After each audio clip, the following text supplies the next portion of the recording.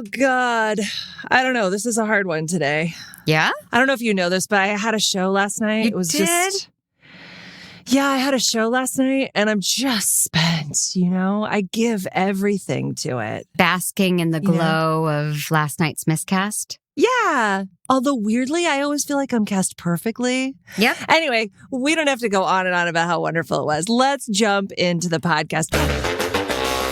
Welcome to the Mandcave. It's the only podcast hosted by two wackos who have nothing in common except their names. I'm Mandy Fabian. And I'm Mandy Kaplan. And each and every week, we put our friendship to the test by arguing over life and books and movies and music and food and everything we can get our hands on.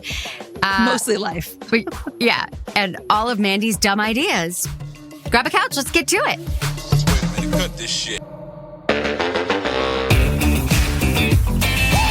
We did have a show last night, a sold out, very successful miscast. Very fun. Really a good time. And what I'm not used to is this is the second time that my son Casey has done it. He is very talented and he gets on that stage and makes me proud. And then after the show, my show that I produce, direct, choreograph, choose all the material, cast, write my show. I work very, very, very hard. Oh, it's your show. And I get up there and then I perform up there, right? Then I'm performing. And here's the only feedback I receive now. He's so talented. He's a superstar. Your kid is amazing. I mean, you were great, but your kid, oh my God, Mandy, Casey is such a phenom. Yeah, I would never let my children be in a show with me. I don't know why you do it. Oh my God. It's oddly exhilarating and I love it. And it doesn't bother me at all. Of course, I love it. You love it. But personally for me, I don't ever want you to put me in a miscast with Casey. Oh, okay? Again? Because, again, no, I mean, he's delightful to work with. He wanted to duet with you and you said you liked that idea, but okay. I do. I love it. He's a scene stealer. I just don't ever want to follow him. Mm-hmm. Like you did a good thing by putting him at the end of the show because, I mean, you can't follow that. Yeah. Although I will say, I have to tell you something really funny. So Casey did the number Little Girls from Annie. Yes. And this is hilarious, which is why you have me in the cast giving feedback because my sister knows way less than I do about musical theater. Uh-huh.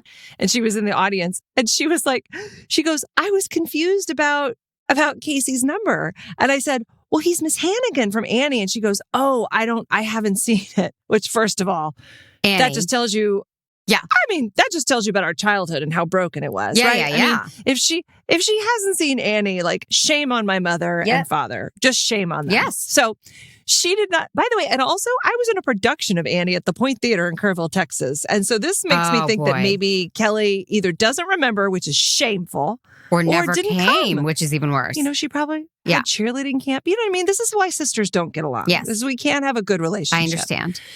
It just goes back too far. But anyway, she was like, so she goes, oh, I thought he was playing an old man. Like, so because Casey's a boy, her brain just went very literal and thought he was an older man singing about little girls. So the whole thing was super creepy. And I just thought I'd share that with you. She thought it was like a little pedophilia ditty. Yeah. Yeah. That's what I do in my show. Now, wait, who did you play in Annie? I'm guessing you were Pepper, the feisty one who picks fights.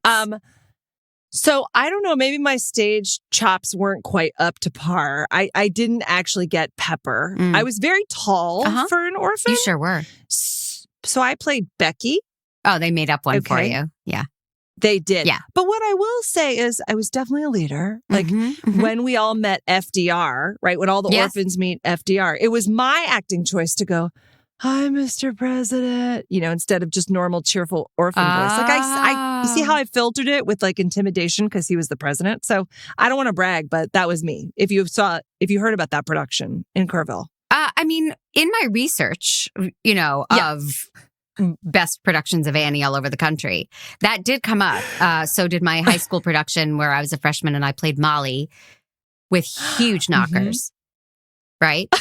I mean, I'm 13 and I'm already like a solid C cup, maybe a D. And I'm going, Annie. And I'm wearing a red union suit and my tits are Yeah. I'm sure you read about that production. Well, I know there's some websites that feature it, but I don't know if we want to talk about that. I don't go to those websites. Of course not.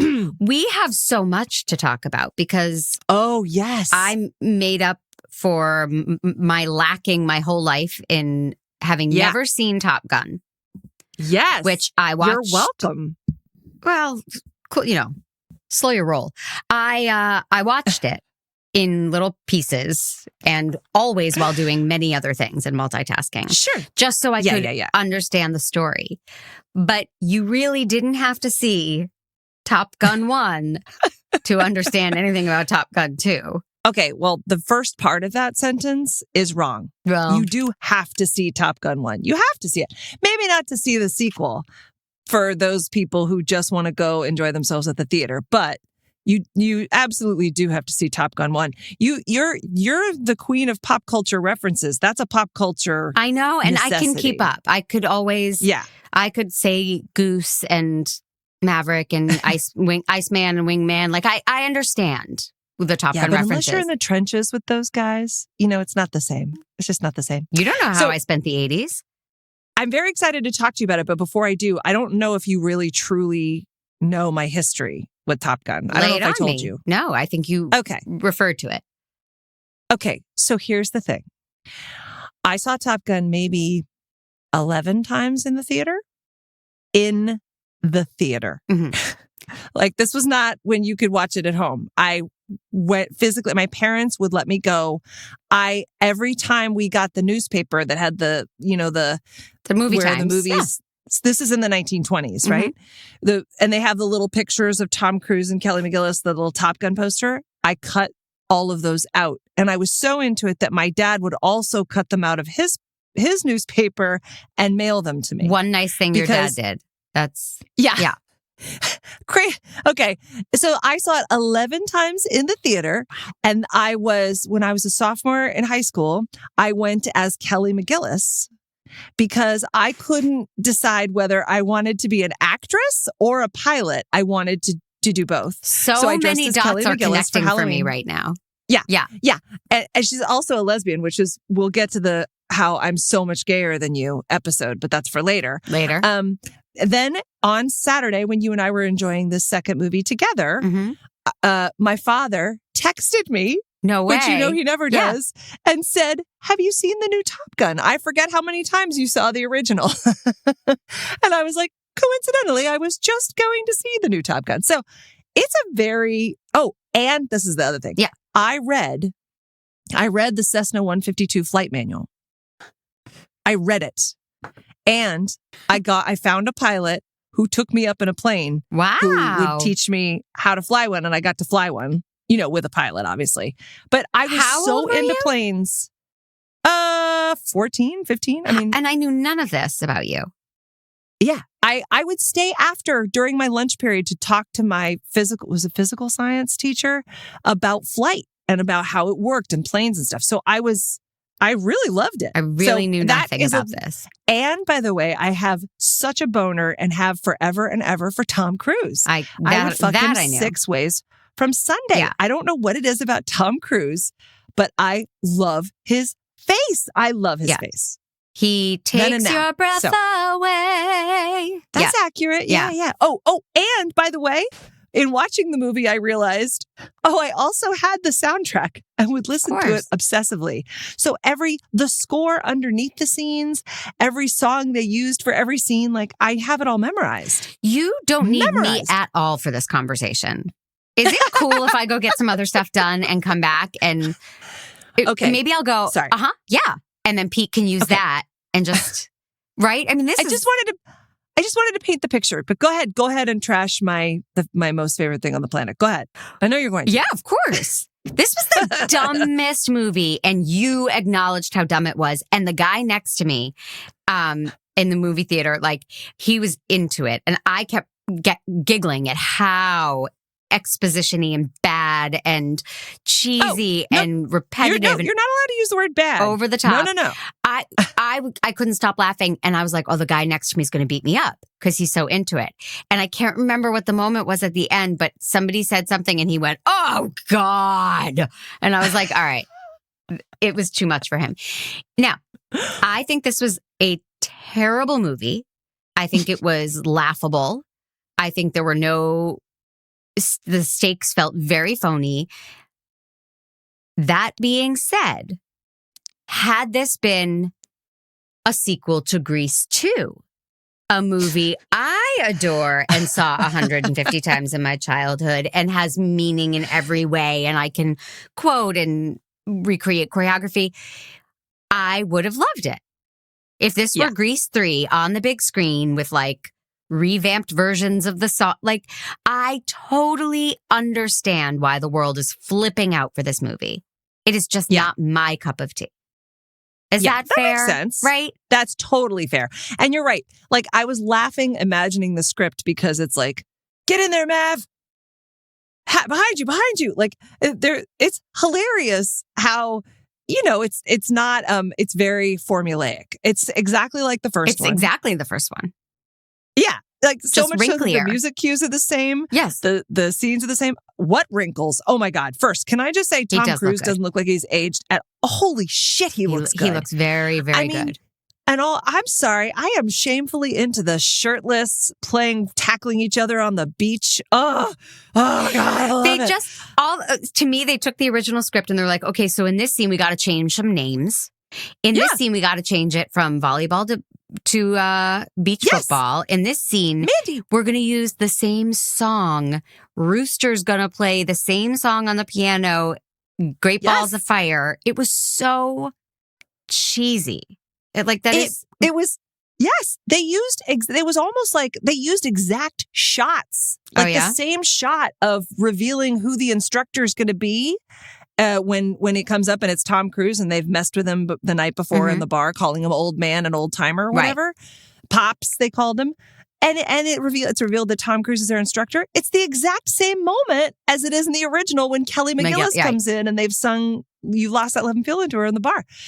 I don't know what it is about it. It's like, to me, it's the perfect mix of, I'm not even a military person, but there's something about their like, a dedication to the Navy and being a pilot and living on the edge.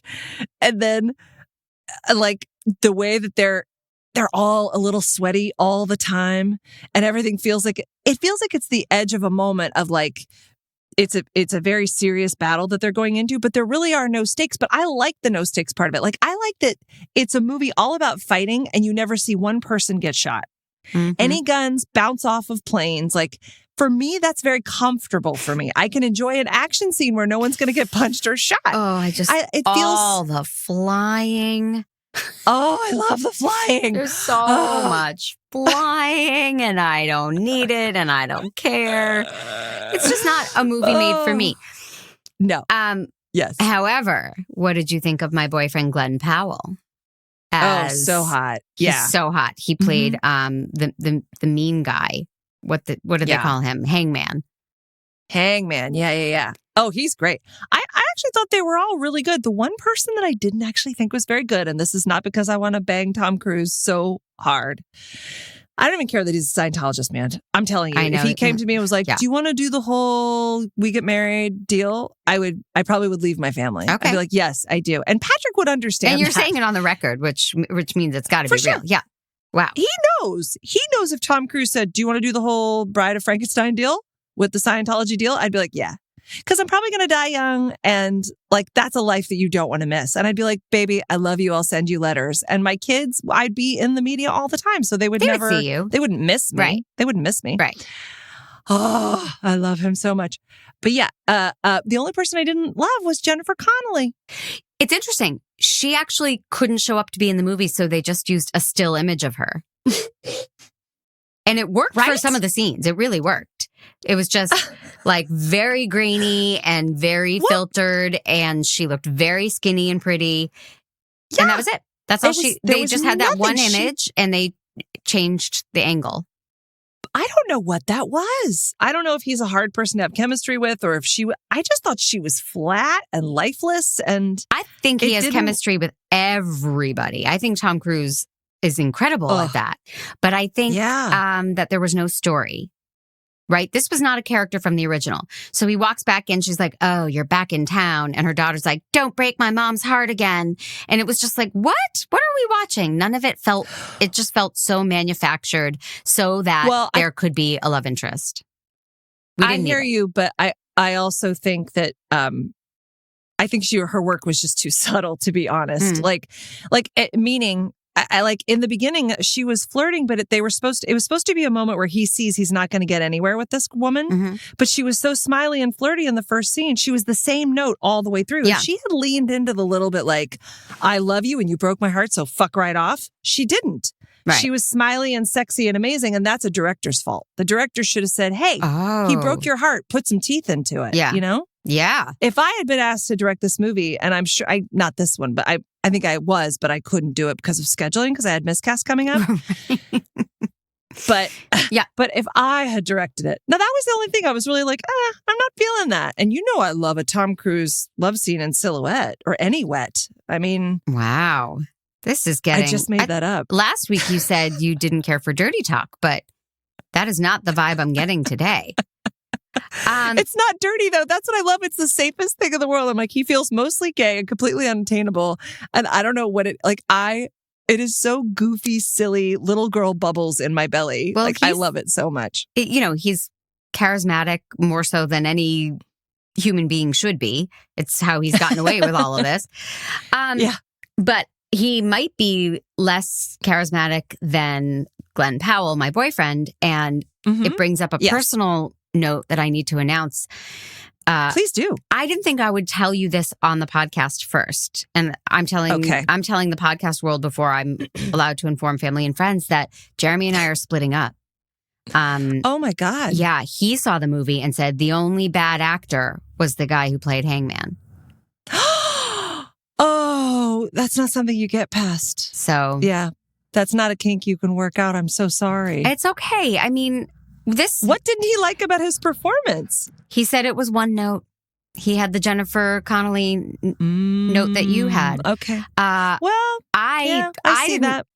Care because I love this actor. Yeah. I just think he's so good looking and charming. And I remember him vividly from Hidden Figures when he played John Glenn. And he was just had such a sparkle in his eye. And he's from Austin. Shout out to fellow Texan. Yeah, he's a dream. Yeah. That Glenn Powell. I mean, and did you tell Jeremy that you don't care that it's one note as long as it gets pounded and pounded and pounded into your head?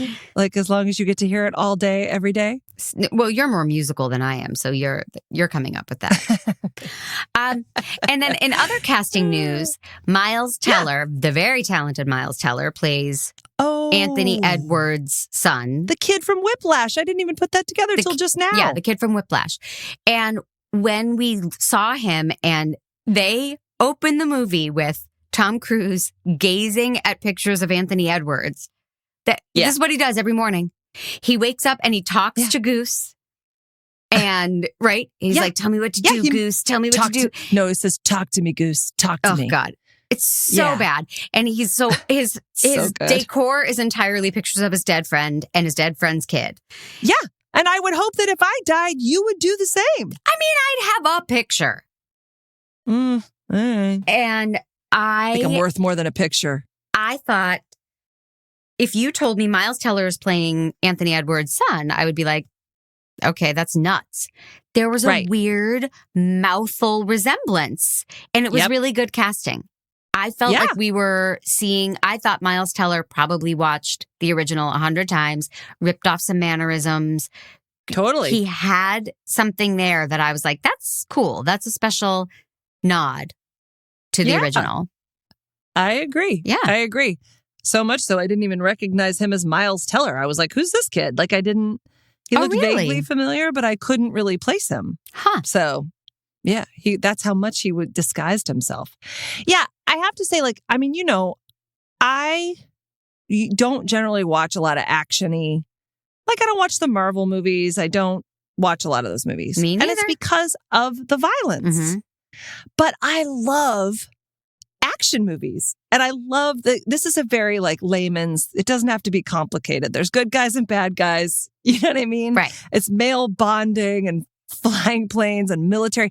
I couldn't believe how excited I was for the opening credits of the movie, which basically just rip off the original movie entirely. Right. It's the exact same opening credits. But it's pretty amazing. You don't think about it. Like, those planes take off and land from a boat. That's kind of incredible. Oh, it's all incredible. I just don't want to see it or be talking about it right now.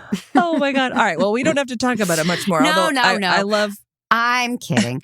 I want to talk I love about that they rode around on a motorcycle without helmets. You and I both noticed that. Yep. You noticed it. I was maybe daydreaming. But I want to talk about their incorporating Val Kilmer and how they did it. Now, I don't actually know the story. I know Val Kilmer passed away, but I don't actually know the story. Val Kilmer did not pass away. Wait, he didn't? I don't think so. I thought he did. I thought he did. Research department. He is very ill. And I saw his documentary series and it was very powerful. And I'm not like a Val Kilmer person, but he is very ill and I don't know with what. He has not died. Oh, interesting. I didn't even get that he was ill. I thought he did a great job. They worked around him a lot. His character did a lot of texting in the movie, but his scene was great. It's throat cancer. So he really can't talk. So, so Tom Cruise gets a text from Iceman that's like, I brought you in to do this and come see me or something. And he goes to his house and his wife is like, he really can't talk at this point. I was like, oh boy, that means Val Kilmer can't talk at this point, which is so sad. And it's true. And so the way they did the scene was Val Kilmer types his very short advice, and Tom Cruise reads the screen and then they hugged and Val Kilmer did use his voice for like 10 seconds. I was very moved. Having seen the doc series about Val Kilmer and his struggles, I was quite moved that they got him into this movie. This will allow him to be set for life. The proceeds from this, right? I mean, it's got to be just such a boon for him. He can't work anymore, but they found a way to get to make him able to work. And then Iceman dies, and I was moved by that because I thought, I mean, this guy Val Kilmer's not going to be with us that much longer, and how bittersweet for them to play that scene and then have a fake funeral for him knowing it's coming. So I was moved by that. That was the only part of the movie that I was actually emotionally very invested. Oh, and I had not seen the series and I did not know that he had cancer. I actually thought that he'd passed away. I wasn't sure. You might be thinking of Ray Liotta, who recently passed away, but... Yes, I did know about Ray Liotta, but no. Oh God, I remember it was so hard for me back in the day, like Iceman or Maverick. You know what I mean? Like I'm wanted to love. You went through that. I know. But I actually was very moved by that too. And I thought, God, even if he hadn't had throat cancer, that would have been a great device. Mm-hmm. Honestly, like it was such a powerful scene watching him type and then having Tom Cruise read it and have to interpret it. I thought it was actually really great. Yeah. Yeah. I thought that was very well done.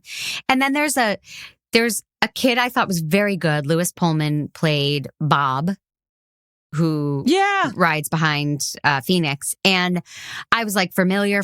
I couldn't place it. And I've just IMDb'd him. He's the kid in, did you see the El Royale, Bad Times at the El Royale? No. Oh, it's a fun movie. I saw it on an airplane, which is like the perfect amount of attention to give it. And it's very fun.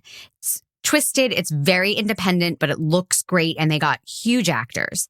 Jeff Bridges. And it was the first time I saw Cynthia Erivo, and oh my God, she's amazing. And John Hamm. And it's a fun noir. I don't know if that's the right word. Subversive movie. And Lewis Pullman is fantastic in it. Oh, he seems like just a nervous, crazy 16-year-old kid in that movie. And then he was in this and he's very good. Yeah. If do we think he is related to Bill Pullman? Oh, that's a good question. Do you need our research department to look that up real quick? I'm putting them on it.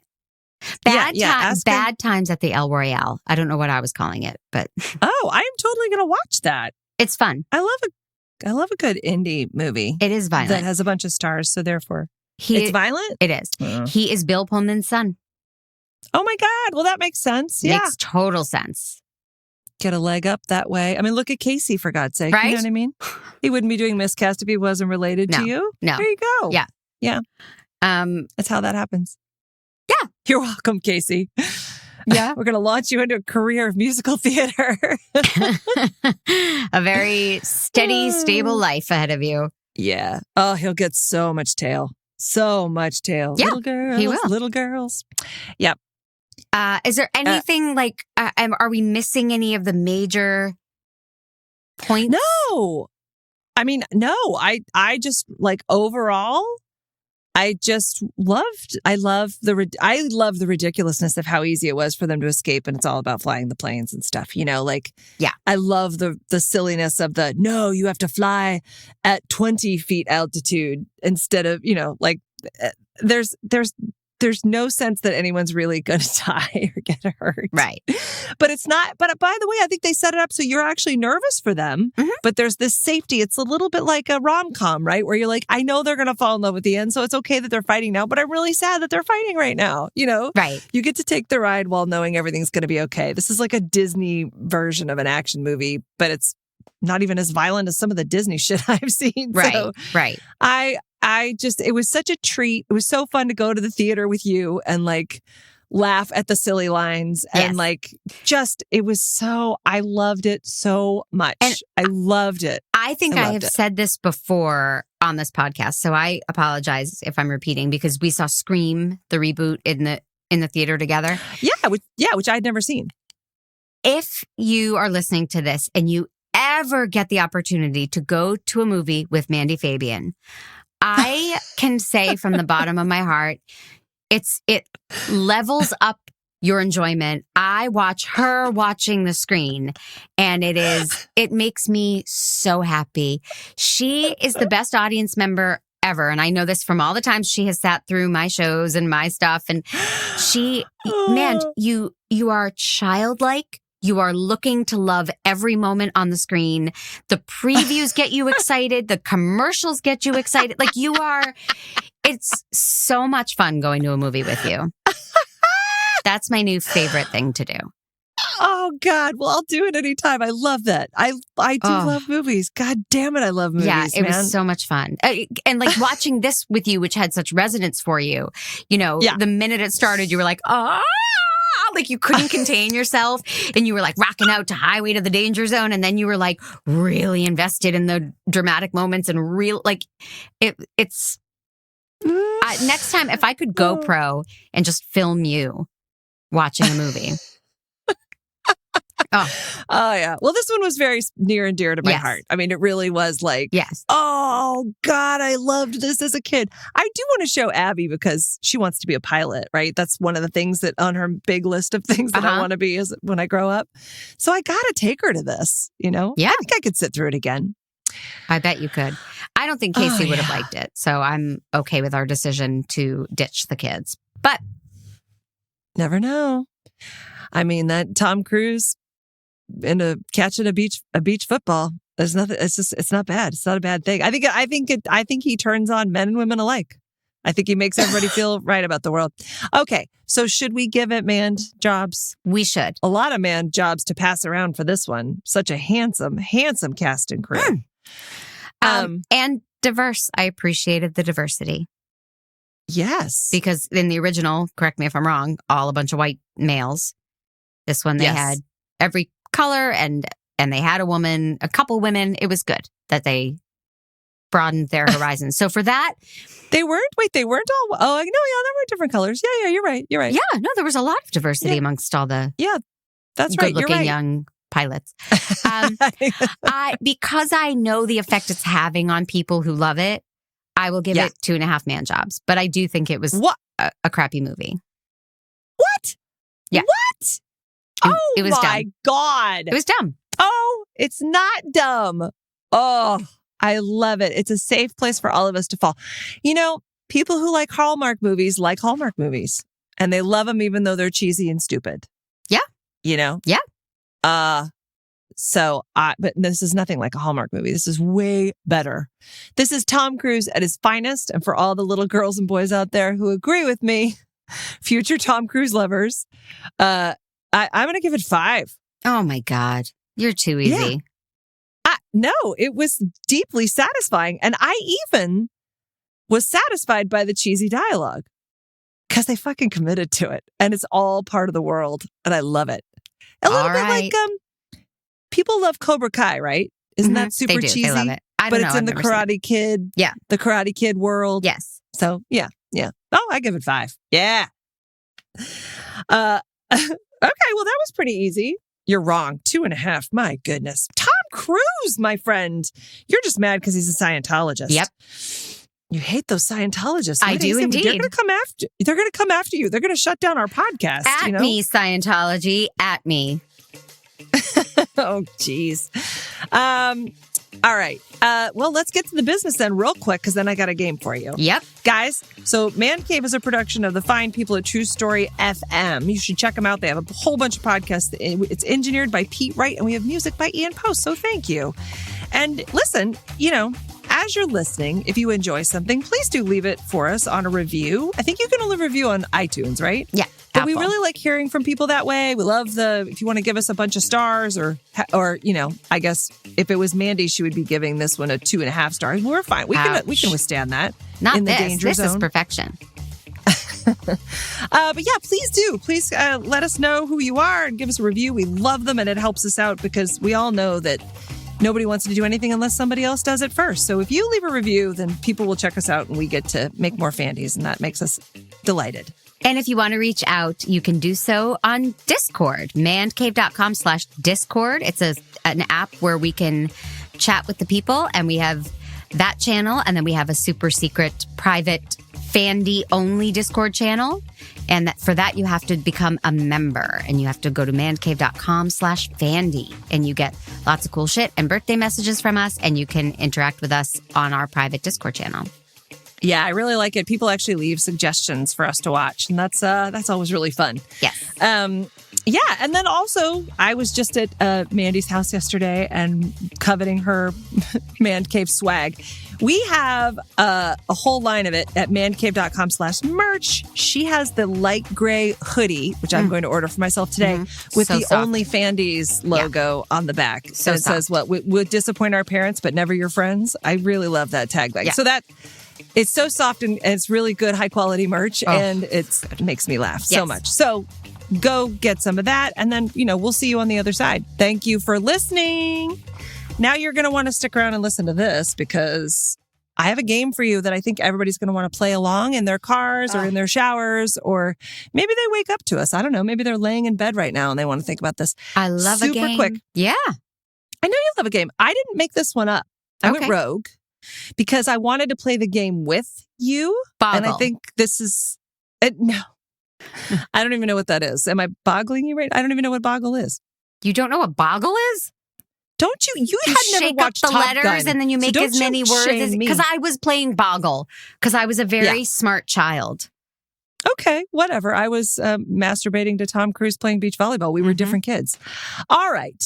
No, this one is, and this is something that I want to know about you. So this is a which Top Gun character are you quiz. Oh. And surprise. And so we're going to take it at the same time. Okay. I don't know the questions because I wanted to be fair. Okay. Because I would lean myself toward Kelly McGillis, but if I'm a slider or a hangman or even a Bob, that's a reality I have to accept. I wonder if this is inclusive of both movies. It looks like maybe just the original. I'm on the site and it's the original. Okay. Well, we'll have to figure that out. Okay, now, what is your favorite branch of the military? Be honest. Army, Navy, Air Force, or Marines? I'm going to say Navy because I do like water. I agree. All the other ones seem very scary. And I was a huge Top Gun fan. So yes, right. The Navy would have been my choice. This is a tricky one. What's your favorite type of jet? Now, I would say a very firm water jet that comes from one of those spray shower things. Okay. But that is what you're doing with that. One of the... No, that's not one of the choices. Cleaning, and I obviously. would say riff. Is riff? When you're a jet, you're a jet all the way from your right. Yeah. Okay. Yes, definitely. I'm going to say that's from West Side Story, guys. In case you didn't know that. In case my sister's listening and she doesn't know West Side Story either.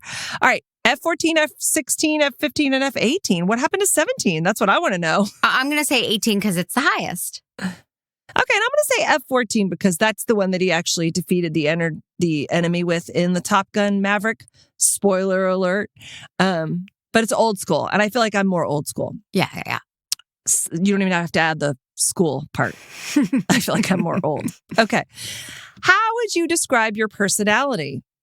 It's funny, enchanting and riveting and mesmerizing. Those words aren't on here. No. So we have arrogant and cool, quirky and fun, smooth, and serious and professional. Interesting choices. I'm quirky and fun. Yeah. Yeah. I don't think I want to be arrogant and cool. Oh. But I'm rarely ever cool these days with all the, it's hot out here in the valley. Okay. Why would you want to be a pilot? Oh, to get tail. Is that on here? Yep. It is. Here are the 4 choices. The need for speed. Excellent. Oh, that was my favorite part. Did you hear that? When we were watching the movie and someone with the opening credits, she goes, I feel the need. Oh, and yeah. And you yelled out for speed. Yeah. Because we were Top Gunnies. We knew. All right. The need for speed. My best friend is doing it. That would be your answer. Because it's cool. I like hanging around flyboys. That is a really hard answer for me because I would say for me, it's all of them except my best friend is doing it. Well, because I'm not doing it. But I would pick the flyboys for sure. Yeah. I also think it's cool. So I'm going to say because it's cool. Just to see what we get. I don't know if I want to hang out with the flyboys. I want them to help me relieve my stress. Oh. From all that cool flying. Yes. What's your favorite Top Gun nickname? Maverick, Goose, Iceman, or Charlie? I've always wanted a boy's name as a girl, so I'm going to pick Charlie. Okay, cool. I don't know who Charlie is, but what about you? Yeah. Well, I think I probably am a goose, but because it's not my favorite, I'm going to go with Maverick. All right. Mm-hmm. Also, a Maverick is a rebel, right? Yeah. And if I'm in the Navy doing all this, I want to be a rebel. So what's your favorite thing about Top Gun? Here we go. The awesome sound effects. Yeah. The soundtrack. Oh, that's a hard maybe. It's really good. The dogfight scenes. I know you love those. Or the love story. Let's say our answer at the same time. 1, 2, 3, soundtrack. The soundtrack. Yeah. You delayed. No, I do love the soundtrack. Although I kind of want to say the dogfight scenes because I also do love those. But I love the soundtrack. Okay. What time do you wake up in the morning? Noon, 10 a.m., 8 a.m., 5 a.m. We know I'm a 5 a.m. person. Yeah. That's you I'm going to say 8 a.m. Oh, okay. Nah, given your druthers. Given my druthers. Although I've gotten really used to waking up early. Yeah. I enjoy waking up early now. Not at 4 like you do, but I'm good for a 7 a.m. All right. What is your favorite Top Gun scene? Oh, yeah, this is old school. The volleyball scene. The scene when Goose takes a Polaroid. What the fuck? What? I don't even remember that scene. Is that when he's on the piano taking Polaroids with Meg Ryan? First time I ever saw Meg Ryan, by the way. Didn't know who she was before that movie. I think that's true of most people. Mm-hmm. The flyby scene. Oh, it's so good. The end scene when Maverick re-engages. Oh my God, these are all such good scenes. I can't possibly pick one. Well, I picked volleyball, so you have to pick something else. Oh my God. Oh, they're all so good. Okay. I knew Maverick would re-engage because he's Maverick, right? But the flyby scene, that really lets me know who he is, right? He's a rebel. He doesn't follow rules. He doesn't listen to authority. Like, that's such a key moment in his character development. All right.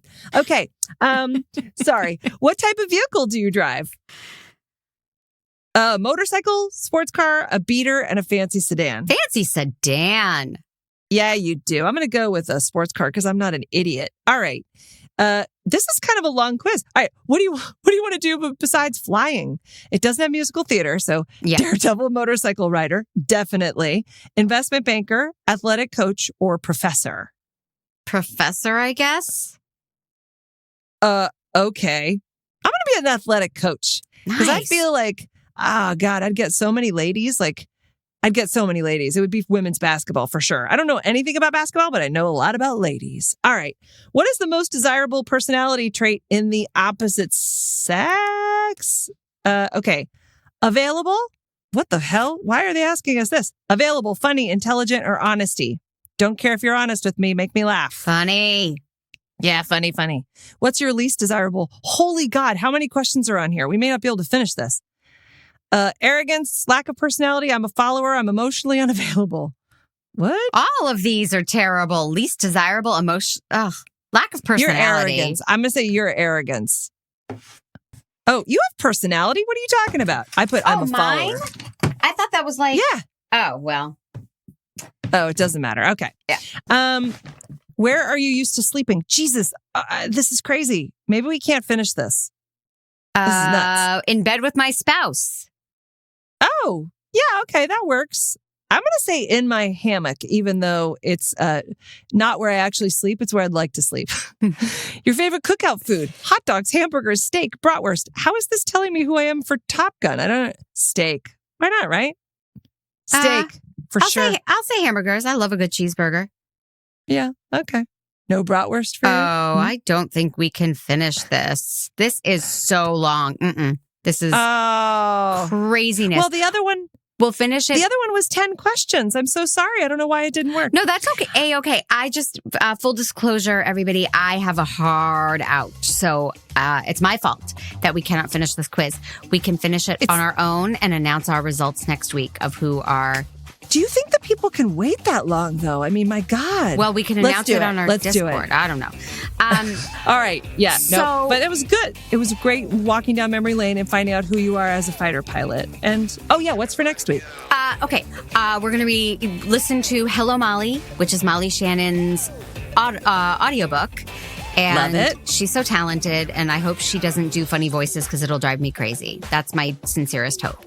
And we're going to record 2, but you will get them released week by week. And the next one is which one of us is a bigger gay man. We're going to settle that once and for all. Oh, yeah. This is a done deal. I'm going to start working on it. Yeah. Jazz ball change. Oh, God. Okay. You are going to fail. You're too arrogant. Well, which was your least desirable trait, apparently. Yep. I'm sorry that I'm rushing off. I love you. No worries. I love you too. We'll see you next week. next week. Bye.